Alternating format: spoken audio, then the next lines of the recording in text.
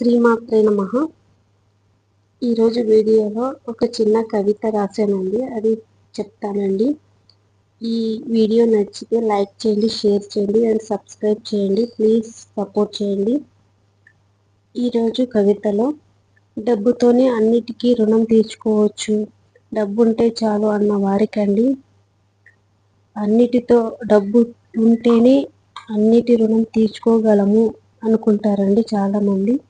రుణం తీర్చుకోలేనటువంటివి కూడా ఉన్నాయి. అవి ఏంటో ఇప్పుడు చూద్దామండి.